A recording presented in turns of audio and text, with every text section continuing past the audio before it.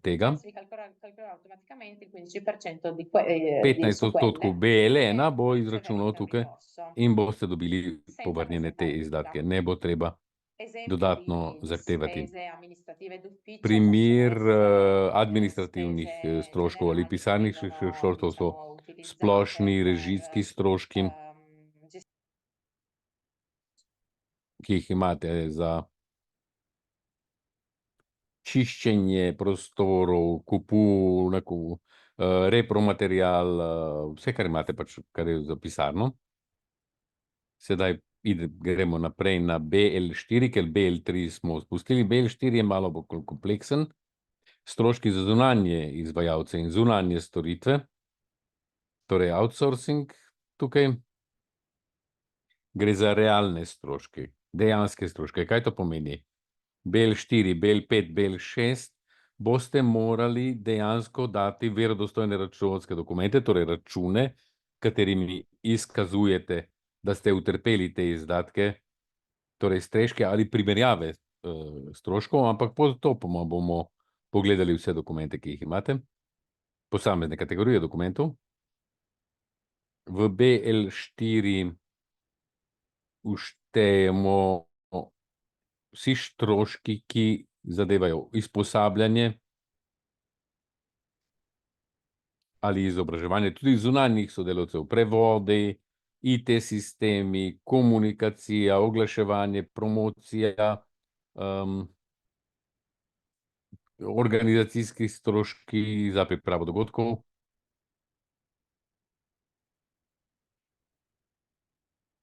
Ker recimo, če imate takšen projekt, kjer imate organizacijo dogodkov, notarske storitve, tehnične, strokovne, svetovanje, vse to spada v to kategorijo BL4. Najpomembneje tukaj je, da v tej kategoriji izdatkov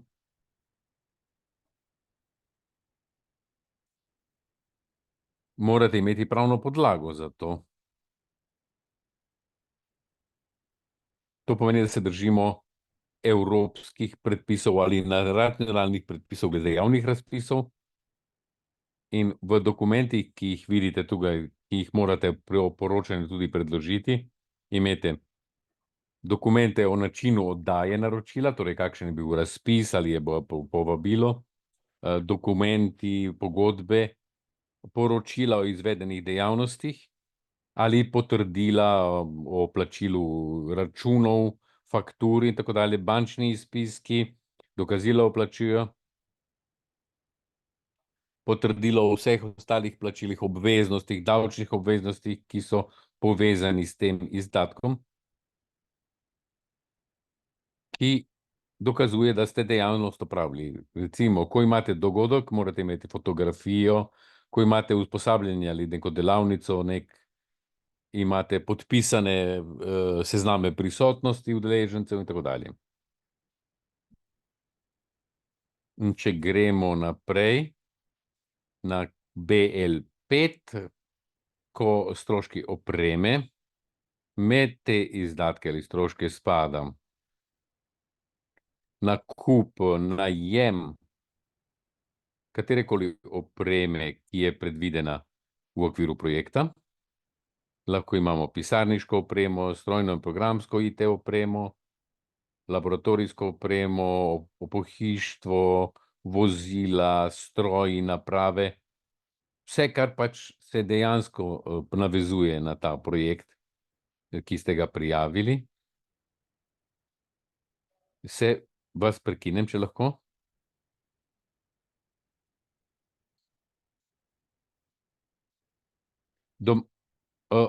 Bomo potem imeli vprašanje in odgovore. Na koncu bomo imeli odgovore in vprašanje. Torej, zelo pomembno je, ko gre za nakup opreme, je razlika med tematsko opremo in podporno opremo. Splošna oprema za podporo in ki je tematsko vezana na projekt. Ampak dajmo ponoviti še enkrat, razlika je med opremo, ki je splošne narave, To pomeni, je oprema, ki jo kupite in se uporablja za vodenje projekta, za izvajanje projekta, recimo računalniki, tiskalniki, tablični računalniki, fotoaparati in tako dalje. V tem primeru so upravičeni ti stroški v celoti, če se uporabljajo izključno za projekt, samo za obdobje. Amortizacijsko obdobje mora biti enako trajanju projekta. Vsa ostala podporna oprema, vsa ta vrsta, morate predstaviti tudi amortizacijski načrt, ker morate potrditi, da je skladen z obdobjem trajanja projekta. Torej, da so pogoji isti. In na osnovi tega se bodo izračunali upravičeni stroški. Ko pa gre za tematsko, torej namensko opremo, ki je namensko izključno za ta projekt, je ta izdatek priznan 100%, ampak gre za vso opremo, ki se kupi v okviru projekta in je bistvenega pomena, da se dosežejo cilji projekta. Torej, dosega prav namene projekta. Naprimer, cilj mojega projekta je pripraviti čezmejni avtobus. Torej bo avtobus, ki ga kupim za avtobusni prevoz čezmejno, bo v celoti 100% pokrit. Tukaj, tako kot bi BL4, se stroški povrnejo v realni vrednosti, dejansko to, kar dokumenti, ki jih mora predstaviti pri predložitvi projekti. Gre vse o javnem razpisu, kako ste oddali naročilo, dokument za izračun amortizacije, register osnovnih sredstev, da se vidi, da so vsa ta oprema upisana v osnovna sredstva v skladu z lokalnimi predpisi. V Italiji so to deželni predpisi, ker bodo kontrolorji, torej revizorji to pregledali. Obvestilo o dobavi ali poročilo o montaži, da ste dejansko prejemili opremo, pogodba o finančnem najemu, če ste finančni najem, če imate leasing, računi, drugi dokumenti z enakovredno dokazno vrednostjo in vse, kar dokazuje plačilo, torej bančni izpiski ali dokazilo o plačilu bančnega nakazila, izjavo o vzdrževanju nepremičnine, ko gre vsaj 5 let. To je vse v skladu z deželnimi predpisi, za obdobje vsaj 5 let od končnega plačila upravičencev. Zelo pomembno za opremo je, da mora biti vsa oprema etiketirana, torej tablice morate opremiti s tablicami ali etiketami, da se vidi, da ste kupili to opremo za ta projekt. Na to se bomo še vrnili na koncu z zadnjo prosojnico. Prešla bi takoj na zadnjo kategorijo BL6.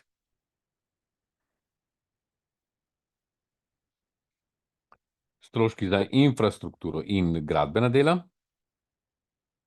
V to kategorijo,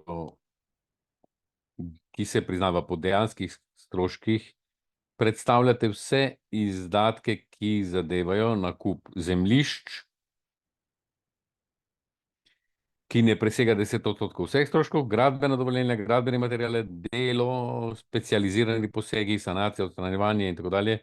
Vse, kar zadeva dela, infrastrukturo, nakup in tako dalje. Tudi tukaj se povrnejo po dejansko utrpelih izdatkih. Na splošno velja, da ponavljamo, čeprav to verjetno veste, na splošno so upravičeni stroški za infrastrukturo in gradbena dela ali dela, ki zadevajo javna zemljišča. Tukaj ni dvoma o tem. Ponavadi tudi upravičenec, ki predstavi te izdatke, stroške za infrastrukturo, bi moral biti tudi lastnik zemljišča, stavbe, nepremičnine. Če pa to ne bi bil primer, potem pa mora dokazati, da ima pogodbo oziroma neko pravno podlago, na osnovi katere lahko vlaga, torej najemno pogodbo z vsaj 5-letne obdobje od začetka projekta. Isto velja tudi za naložbe na zasebna nepremičnina, ki so upravičene, če je lastnik nepremičnine upravičenec projekta, oziroma ima neke druge stvarne pravice na tej nepremičnini, če gre recimo za parcelo ali stavbo, in ima te stvarne pravice za spet obdobje 5 let od začetka izvajanja projekta. Sedaj, če gremo še naprej, si ogledati dokumentacijo.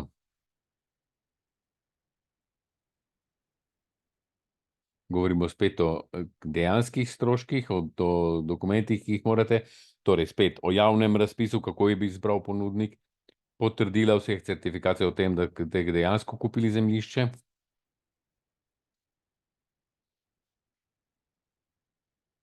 Tudi napredovanje del, poročilo o napredovanju del vmesno in končno. Potem tehnični prevzemi, kjer se predvideni tudi računi, vsak dokument, ki potrjuje, da je bilo plačano, da je neko dokazilo plačilo, izjave, bančni izpiski, potrdila o nakazilih. Slovenski upravičenci tudi izpiske iz zemljiške knjige.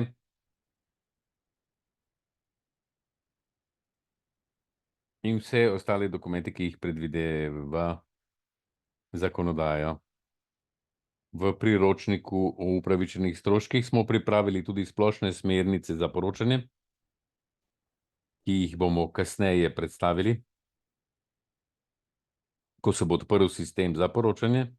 In tudi tam imamo smernice, kjer je predstavljeno, kako se predstavijo stroški in tudi seznam dokumentov, ki jih morate predložiti. Torej bi boste morali imeti vse informacije, ki jih potrebujete za to. V redu. Na splošno lahko rečem, da 2 besedi bi rekla še o tem, nekaj besed o javnih naročilih. Zakaj? Pri kateremkoli nakupu opreme ali storitev, ki se financirajo iz sklada malih projektov, mora biti v skladu z predpisi o javnih naročilih. Predvsem za deželne organe, lokalno samoupravo oziroma javne organe, javne zavode, ki se morajo držati sploh teh predpisov glede javnih naročil. Ampak, ker gre za evropske sklade, ki so javni skladi, se od upravičencev zahteva, tudi če so zasebni, da se spoštujejo splošna načela učinkovitosti, gospodarnosti in primernosti teh izdatkov, kar pomeni, da tudi zasebni subjekti se držijo istih pravil kot pri javnem naročanju, javni organi, in na kratko bom tudi razložila.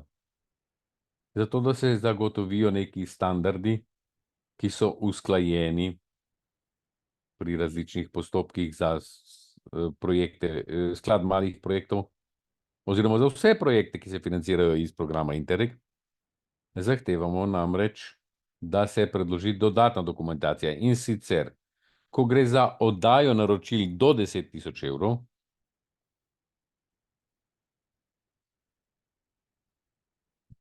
je treba zagotoviti, da so stroški primerni, sorazmerni.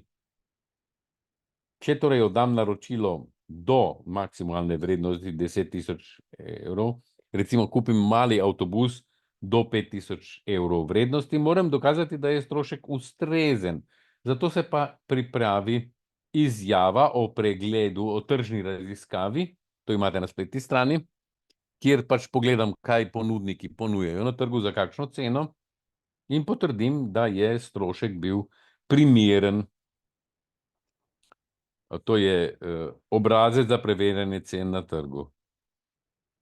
Da smo pripravili, da smo zbrali več ponudb ali pa smo recimo si ogledali več različnih spletnih strani, da smo preverili, če so cene skladne s tem, kar se ponuja.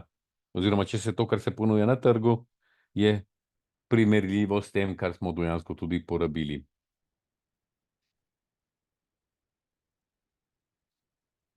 Kaj nudijo drugi ponudniki, po kakšni ceni, in to je nekako tržna raziskava, ki jo podpiše pooblaščenec, zakoniti zastopnik upravičenca, in to se priloži pred poročilu o stroških.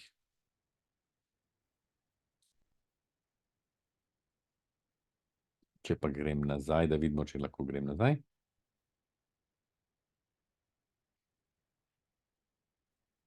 Kar pa zadeva oddajo naročil v vrednosti nad 10.000 evrov, torej v opremo, ki je dražja od tega,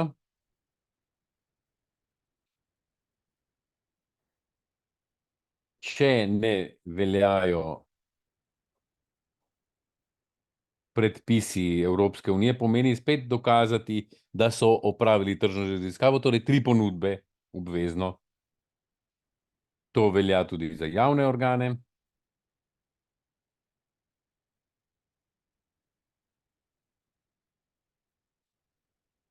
Ker ponavadi, če greste v javno naročanje. Poleg tega, da predložite 3 ponudbe, morate izpolniti tudi posebne kontrolne sezname, checklist, ki jih imate na spletni strani. Da vidimo, kako izgledajo ti kontrolni seznami, ki jih morate izpolniti. To je recimo en kontrolni seznam.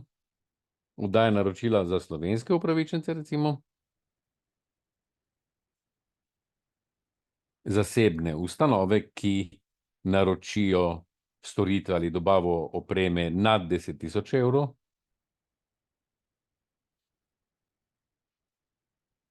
In to je stvar, ki bomo razložili, preden odpremo sistem GEMS. Bomo si ogledali tudi vse dokumente, ki jih morate, kontrolne sezname, ki jih boste morali naložiti na spletno stran, v sistem.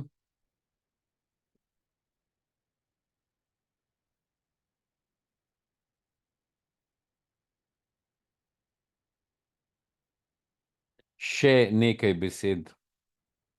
Zadnje 3 prosojnice bom zelo na hitro.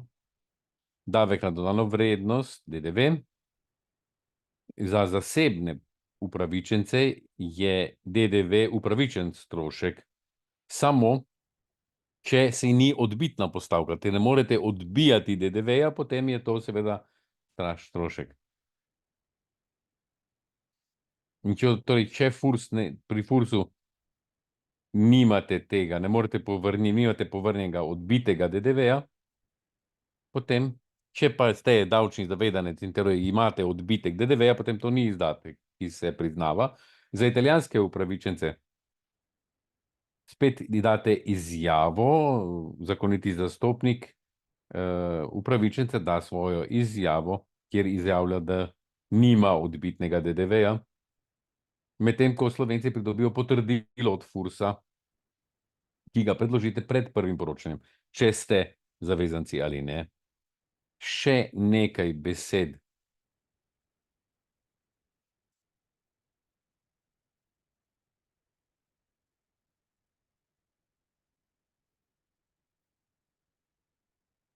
Še nekaj besed o preglednosti in komunikaciji, prepoznavnosti.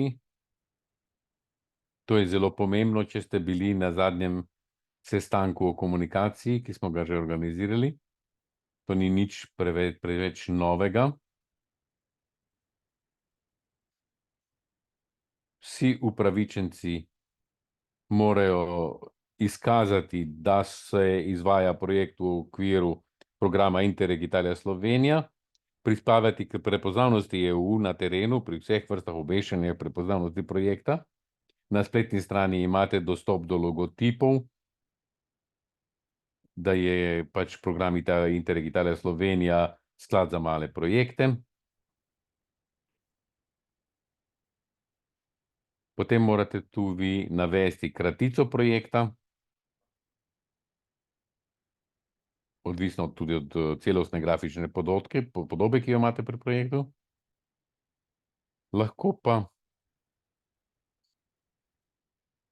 uporabljate tudi, če ste Evropska prestolnica kulture, uporabljate tudi logotip Evropske prestolnice kulture, tako vi kot partnerji, vsem, kar pripravljate, vseh materialih.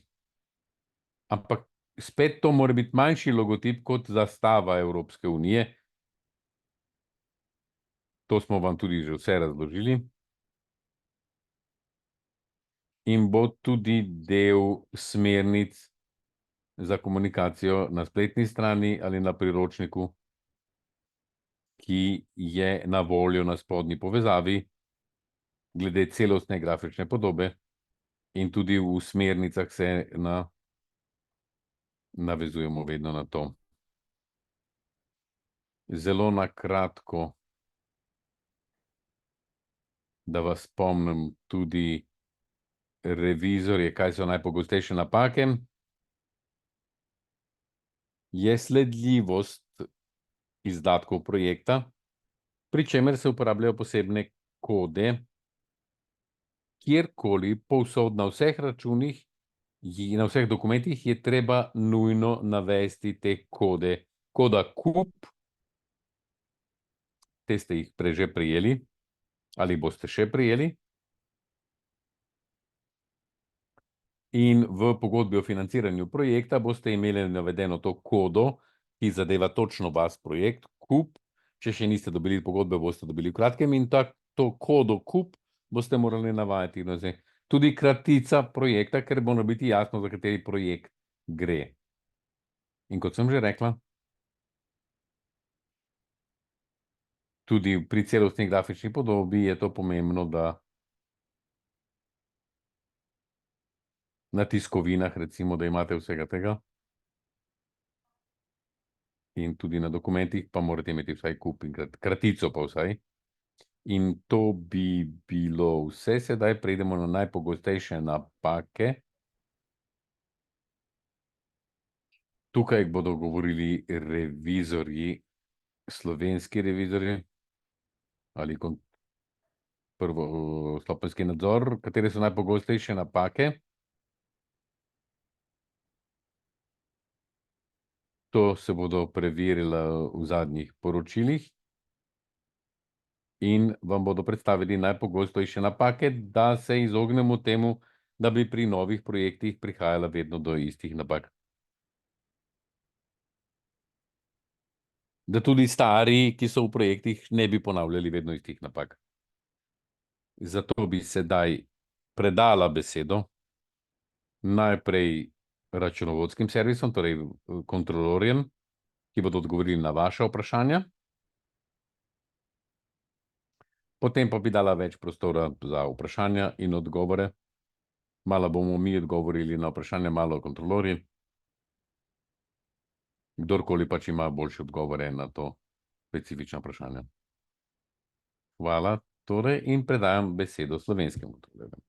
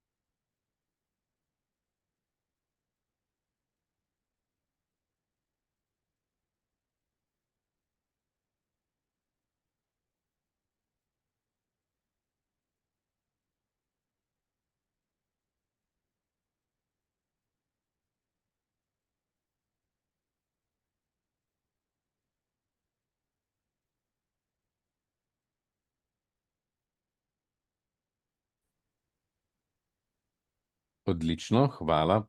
Sedaj pa bi dala besedo kontrolorjem, italijanskim kontrolorjem, za njihovo predstavitev. Prijeten popoldne, Davide Angeloni je moje ime. Se slišimo? Sem kontrolna skupina za italijanske upravičence. In tukaj na tej prosojnici so predstavljene najpogostejše napake na italijanski strani. Vsekakor upoštevajte tudi priporočila slovenskega kontrolorja, ki jih je rekel, ker smo iste napake opažali tudi pri nas. Kar zadeva prva točka, manjka podpisano potrdilo zakonitega zastopnika o statusu DDV-ja, če ste upravičenci, ker sami pripravite to potrdilo v Italiji. Ni nekega potrdila uradnega davčnega organa v Italiji. Pogosti so upravičenci, ki smo jih preverili, so društva ali terciarni sektor, ki imajo ID za DDV, nimajo vsega tega, ampak imajo samo davčno številko, recimo, niso davčni zavezanci za DDV. Če pa so davčni zavezanci za DDV, potem imamo različne primere. Tudi oni lahko do 100% uveljavljajo povrnitev DDV-la, ali v drugih primerih dobijo samo en delež, en del DDV-ja. Seveda pa morajo v vsem potrdilu, ki ga sami izdajo v tej lastni izjavi, povedati, do kolikšne stopnje imajo upravičenost povrnitve DDV-ja. Torej, koliko DDV-ja lahko pokrijejo kot upravičen izdatek. Druga točka. Če ni bilo potrdila o zaposlenih na projektu, tako kot je rekla Michela Passon, to je možnost, ki jo imajo upravičenci v Italiji, da pač zaposlene upoštevajo kot zaposlene izključno na projekte. Ko govorimo o 20%, potrebujemo potrdila. Torej, da imamo v obdobju poročanja vsaj enega zaposlenega, ki je za vsako polletje, vsako obdobje poročanja je vključen kot zaposlen izključno na projektu. K temu dajemo pogodbo o zaposlitvi ali nek interni akt, s katerim se določa, katere dejavnosti in mora izvajati zaposleni. No, potrebujemo dodatnih dokumentov ali izplačil ali plačilnih list, ampak samo to potrdilo in pogodbo za izvedbo storitev v obdobju trajanja projekta.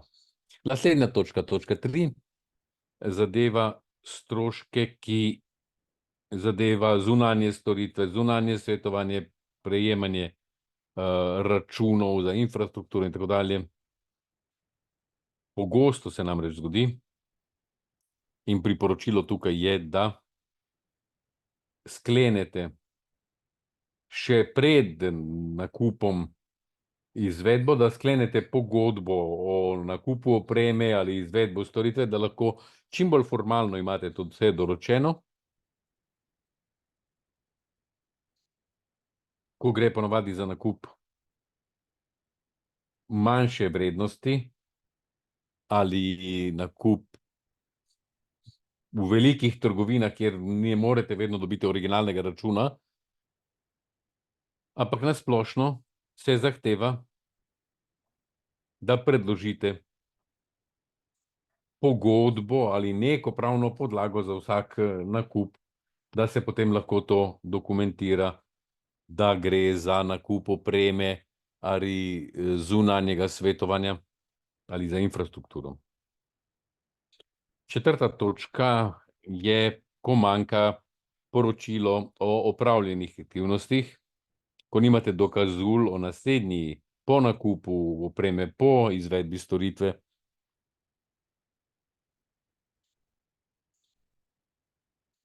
Morate predložiti poročilo, podrobnejše poročilo, s katerim boste potrdili ali opisali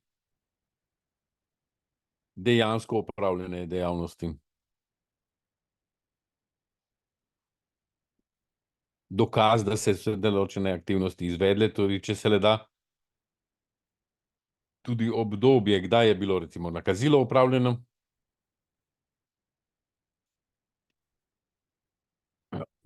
Tudi fotografije dogodka, udeležencev,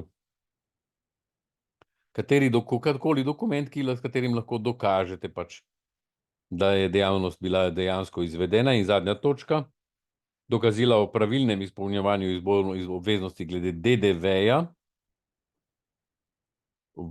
za nakup znotraj Evropske unije, torej skupnosti. Tukaj se vedno obrnite na svojega računovodjo ali računovodski servis, ko gre za nakup, za čezmejni nakup, kar ni redkost. In tukaj recimo greste nabaviti storitev pri slovenskem ponudniku storitve ali pa če v Evropski uniji, italijanski upravičenci morajo to zavesti računovodske v posebno postavko, ker tukaj gre za obratno, obrnjeno davčno obveznost, torej gre za DDV, ki ga plača prejemnik storitve v svoji državi. In kontrolorji pač to potrebujejo, da lahko preverijo, če davčni račun in kako se obračuna pač da DDV v svoji državi, da bo pač ta strošek pravilno izkazan in pravilno tudi računovodsko zaveden. Hvala.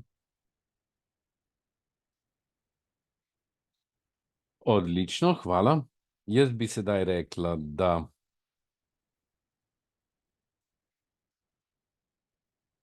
še en stavek smo hoteli dodati pri tej zadnji prosojnici za italijanske ponudnike, ker smo pri obeh ponudnikih, tako slovenskih, oba kontrolorja sta poudarila to, ko gre za dopolnjevanje nepopolne dokumentacije. Naj povem, predvsem za nove projekte, kjer še niste poročali. Vsak partner ima svoje poročilo v GEMS-u, potem kontrolor odpre, potem lahko kontrolor zahteva, da se dopolnijo ta poročila. In pomembno je izpostaviti tukaj dejstvo, da pri vseh dopolnitvah, ki se zahtevajo od upravičencev, da bi bila pač bolj popolna poročila, se tudi zahteva vedno, da se držijo rokov, ki so zahtevi. Zato, da lahko čim hitreje opravimo, tudi da čim prej opravimo samo kontrole, tako na prvi stopnji kot na višji ravni, pa tudi kontroli zaključijo svoje delo. In potem, da se tudi hitreje povrnejo stroški. To je vse v vam v korist. Če je dokumentacija popolna, če je vse v pravilnem roku, boste tudi prej dobili denar. Razmišljali so tudi o tem, da spremenimo roke za poročanje, ampak to tem vas bomo obvestili. Če pa imamo težave in zamude zaradi vaše strani, ker recimo junija so dopusti, pa ne morete pravočasno poročati, velja vedno samo to, da pošljete e-mail sporočilo, zahtevate za odlog roka zaradi pač objektivnih težav in se vam bo to priznalo, da nimate težav, da si izognemo težav. Jaz bi rekla, da bi lahko prišli na del vprašanja in odgovorov. Prosila bi tukaj za podporo kontrolorjev, da nam odgovarjajo na vprašanja. Lahko si pogledamo, če lahko jaz odgovorim na kako vprašanje, če daj bi dala besedo dvema kontrolorjema. Slovenskim upravičencem bo odgovoril slovenski kontrolor, italijanskim seveda italijanski kontrolor. Torej, da imate lahko neposreden stik tudi s kontrolorji. Da vidimo, ne vem, a bo kdo, poglejmo, kaj v klepetalnici imamo, vprašanje v klepetalnici.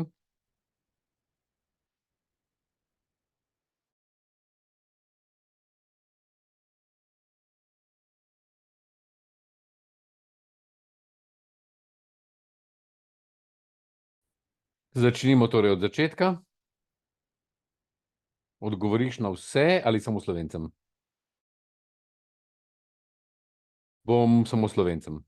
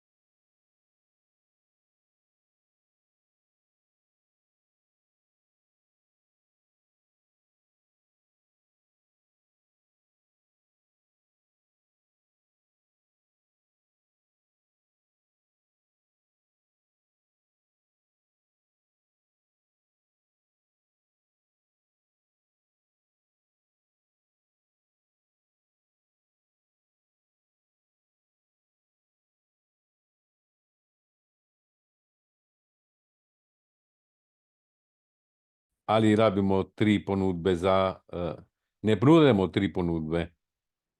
Tri ponudbe rabimo, če gre za strošek nad 10 000 evrov. Do 10 000 evrov je treba opraviti tržno raziskavo. Ali po telefonu, ali prek spletnih stranih, ali prek e-mailov. Je v redu?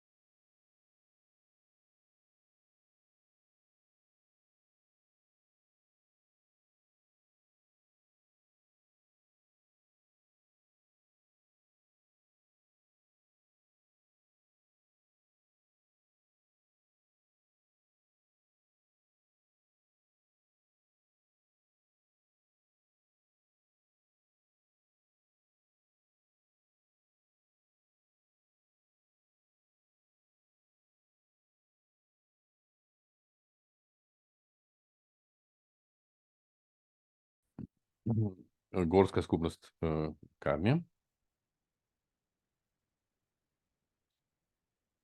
Dober dan. Imamo študijski izlet, izmenjavo GoPasta. To so deležniki v projektu, ki bodo potovali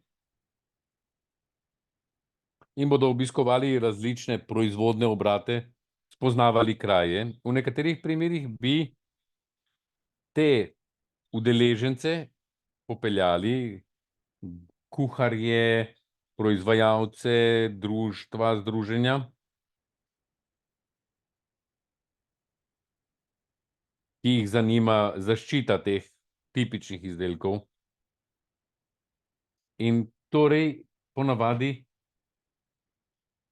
hotel, najem vozil. Kako? Kateri hotel izbrati? Kako? Naprimer, kosilo. Kje bomo šli na kosilo? Kam jih peljemo na kosilo? Drugi dan jih peljemo na kosilo. In torej, v našem primeru bi morali nekako pokriti stroške vseh teh, ki pridejo na obisk.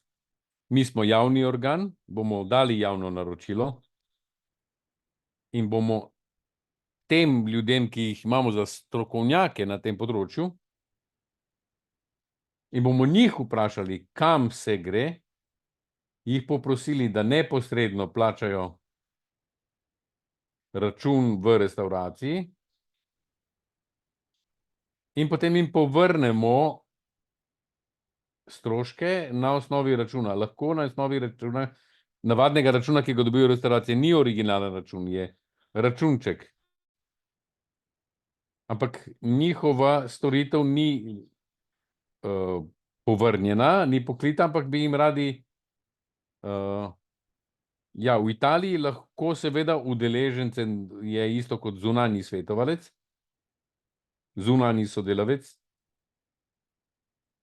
To so živi, konkretni streški, s tem, da se odda za internim aktom odpravi to naročilo, to bi moralo.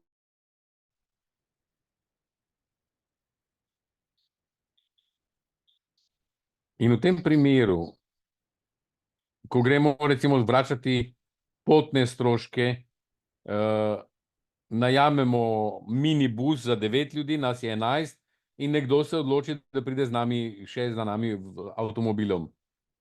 Kakšno kilometrino mu vrnemo? Navadno kilometrino, ki jo imamo interno v podjetju za zaposlene, imamo neko evropsko vrednost. Kilometrina se spreminja od vozila do vozila. Če imate interni akt, v katerem ste določili, kakšna je kilometrina, ki se vrača vašim zaposlenim, boste to pač uporabili. Sicer pa se boste morali držati načela gospodarnosti in zagotoviti, da bo povračilo stroškov najbližje realnim stroškom. Poudarjam to, kar je rekel kolega, da je že v redu tako. Vaš interni akt je tukaj verodostojen. Torej, hvala Karmen, hvala Mauricio.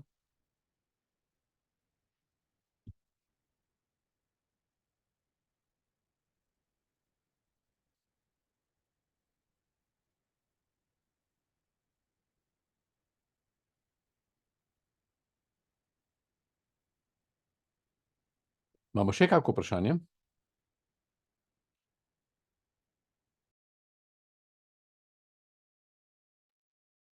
Odlično. Torej, kot je bilo že napovedano, če boste imeli specifična vprašanja, da nam pošljite mail na spf@ezgek.eu, to je splošni mail. Sedaj pa bi šla na drugi del predstavitve naše delavnice. Glede sprememb projektov predajam besedo kolegici Lari Devetak. Razen, če niste prosili še sami besede.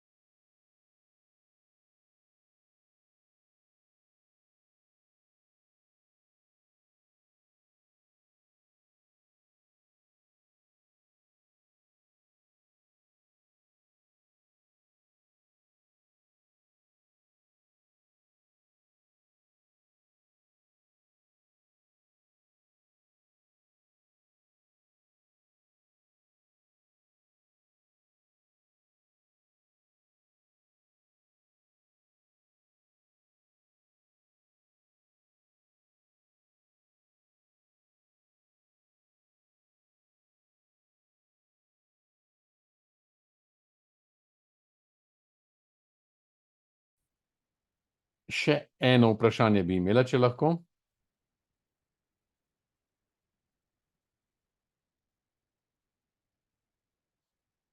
Poročanje imamo dve poročili. Po prvem poročilu, potem imamo maksimum 3 mesece za preverjanje, po 3 mesecih dobimo preostanek teh prispevkov za te, ki jim je pritanih 50%.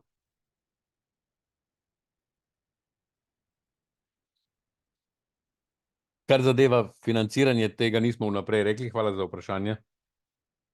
Za partnerje, ki so upravičeni do 50% financiranja svojega proračuna, morajo poročati o izdatkih za posamezna obdobja, ampak bodo potem prejeli povračilo teh stroškov, ko bodo presegli 50% prefinanciranja, predhodnega financiranja.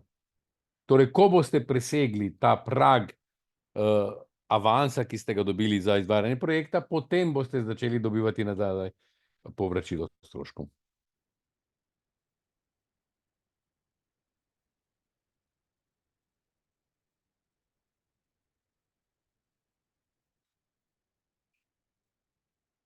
Mislim, da lahko nadaljujemo s spremembami projektov. Potem bomo imeli drugi moment za vprašanja in odgovore do konca. Najlepša hvala. Ja, Lara Devetek, izvoli. Hvala. Mikaela. Kar zadeva spremembe projektov, smo pripravili smernice glede tega. Skušali smo vam razložiti na najbolj preprost možen način, kakšne spremembe projektov so dovoljene. V pogodbi je tudi že določeno, da imamo 5 vrst sprememb, ki so lahko dovoljene, za katere lahko zaprosite. Spremembe partnerjev, prerazporeditev sredstev, spremembo dejavnosti, spremembe pač samega časovnice izvajanja projekta in trajanja projekta.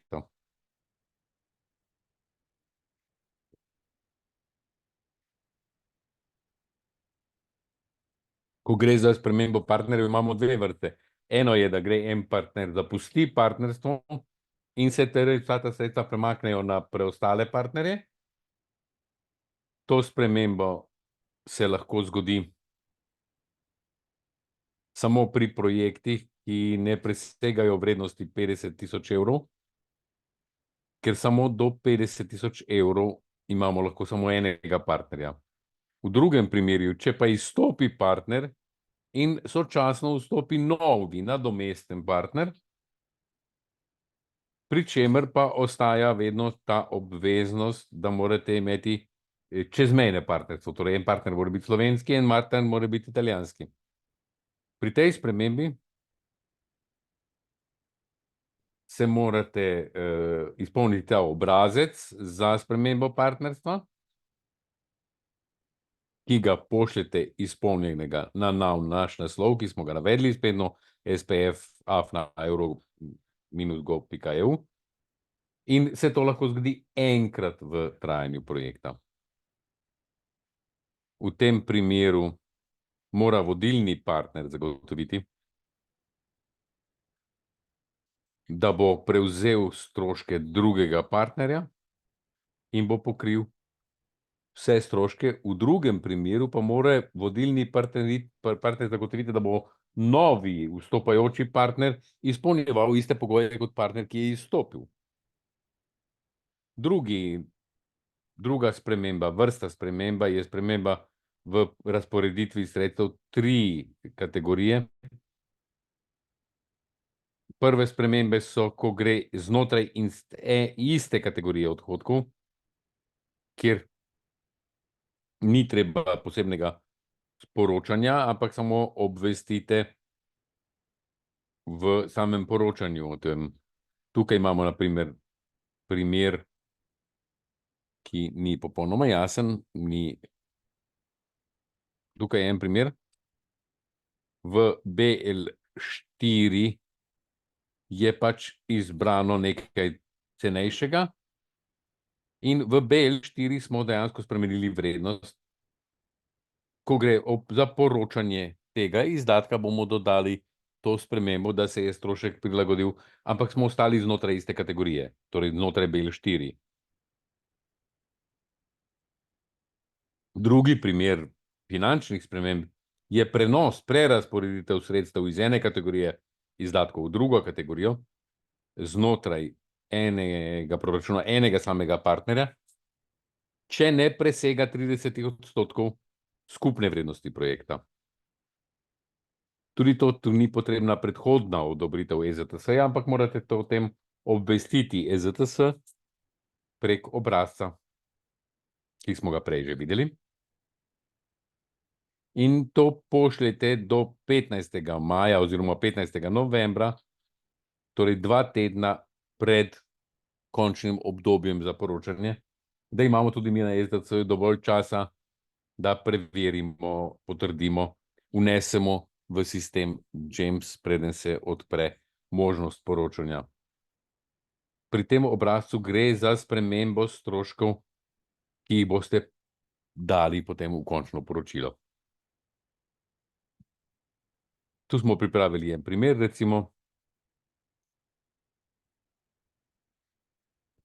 Pri 5000 evrov smo prihranili pri strokovnih sodelavcih in teh 5000 presenim na postavko nabava opreme. In ker gre za projekt do 50 000 evrov, torej teh 5000 evrov vpliva samo 10% na celotno vrednost projektov, ni treba zahtevati posebne odobritve te spremembe, ampak bomo o tem vsekakor morala obvestiti EZTS 15 dni pred koncem obdobja za poročanje. Tretja vrsta spremembe finančne, ki presega 30% vrednosti, skupne vrednosti projekta, tukaj pa EZTS mora predhodno odobriti to spremembo. Tudi to lahko naredite enkrat samkrat v celotnem trajanju projekta,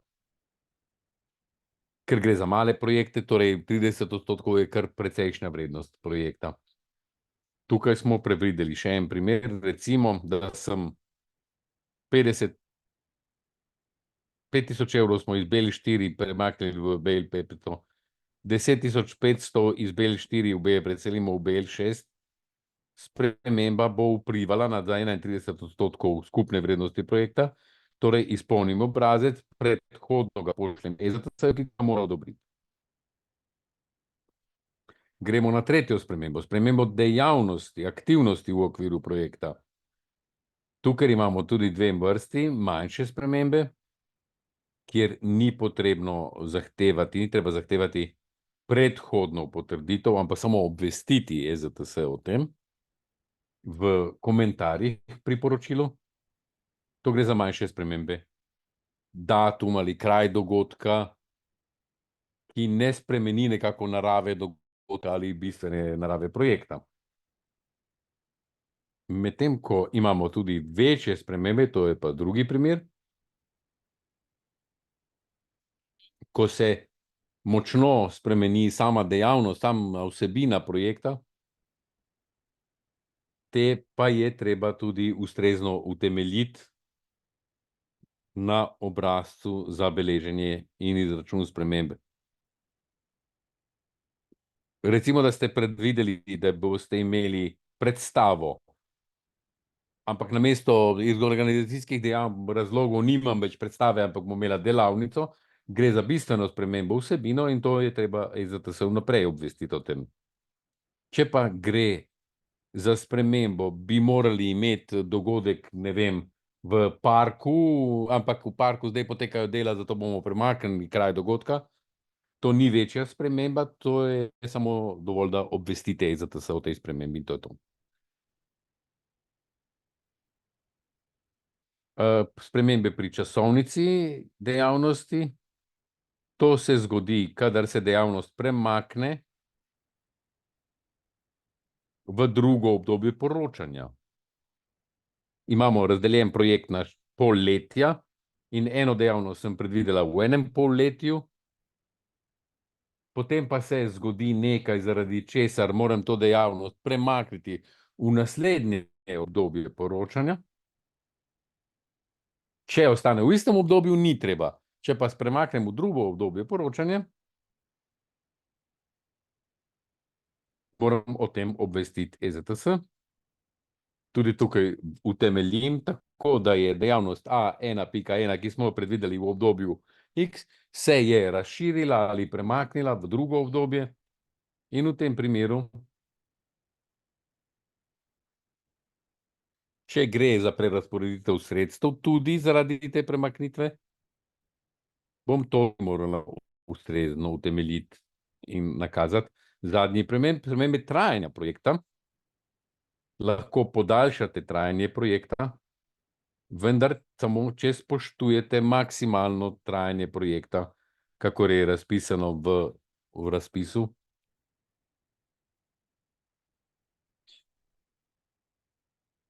To je tudi toliko z moje strani, sedaj pa smo odprti za vprašanje in za odgovore.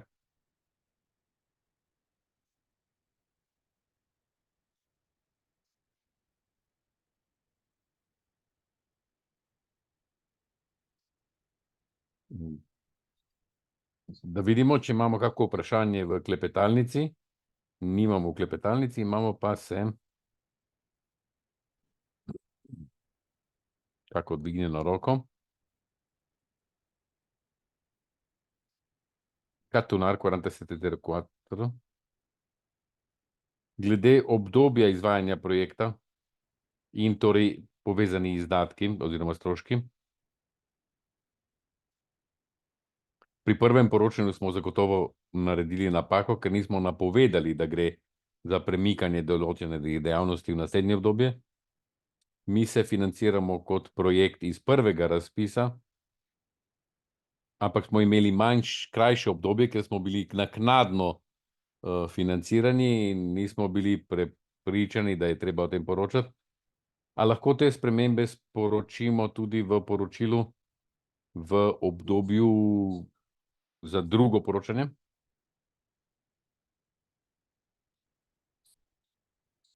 Konkretna vprašanja, dajte nas neposredno vprašati. Na e-mail vam bomo odgovorili po elektronski pošti. Pa še eno vprašanje. Te spremembe se lahko izvajajo samo enkrat v trajanju projekta, kar zadeva prerazporeditev sredstev ali premik v drugo obdobje.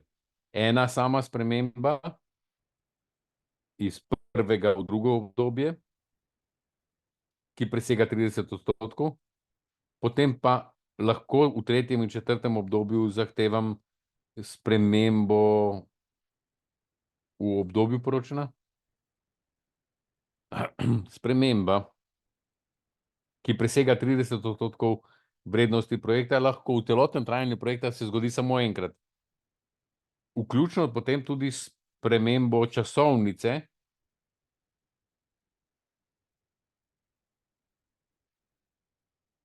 kdaj bomo pač ta izdatek dejansko utrpeli, da ga bomo v drugem obdobju, ne prvem. Ne, časovnica zadeva izvedbo dejavnosti, ne pa plačilo stroškov. Torej, za premikanje stroškov ni omejitev. 30% velja samo za spremembo partnerstva.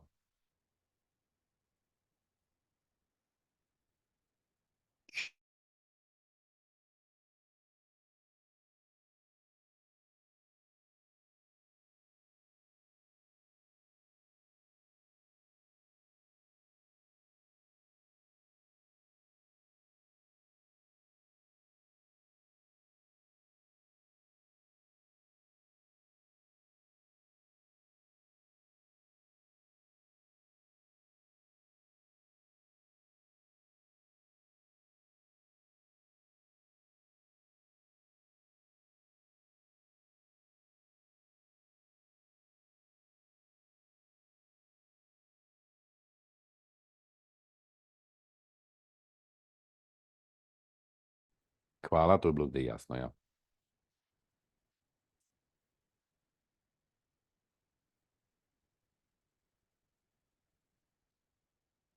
Ne vidim, da bi bilo kako drugo vprašanje. V klepetalnici smo imeli vprašanje glede pošiljanja dokumentov za spremembe. Vse to je na voljo na spletni strani, da vas spomnimo. Če greste na programsko dokumentacijo, boste to na spletni strani našli. In če ni drugih vprašanj, bi rekla, da se lahko pozdravimo in smo že 1,5 ure intenzivnega dela opravili. Kot veste, imate tukaj seznam naših kontaktov, elektronsko pošto,